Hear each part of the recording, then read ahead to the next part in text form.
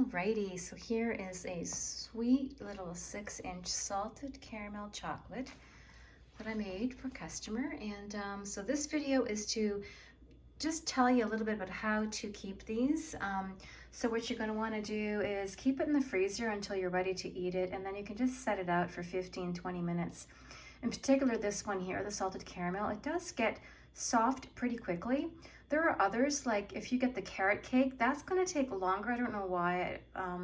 That one takes longer to thaw. So if you're having the carrot cake, you might want to maybe half an hour to 45 minutes to thaw out a carrot cake.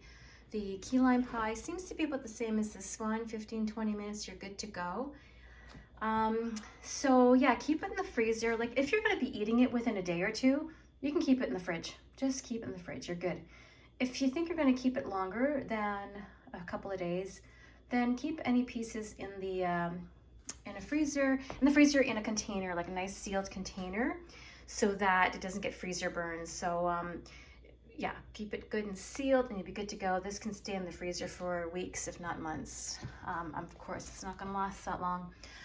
And what I do for you, for my customers, is, if you're ever going to make these yourself, I cut them when they're frozen solid, like not solid, they never freeze solid, but when they're as frozen as they're going to be. So I let them sit in the freezer for a couple of hours, and then I cut them with a hot knife. I have a hot knife in water.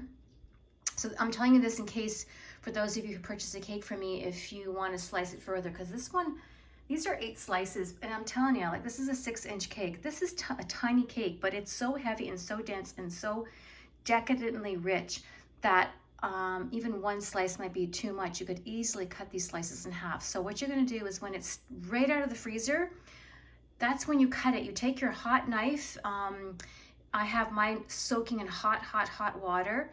Take it out, wipe it clean and dry, and then I do a cut.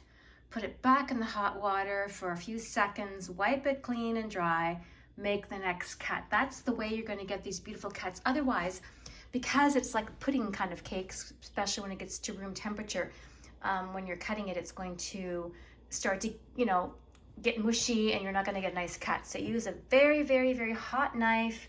You're going to get a nice cut. Look at that. Isn't that beautiful? It's just so, so, so beautiful. So enjoy your cakes.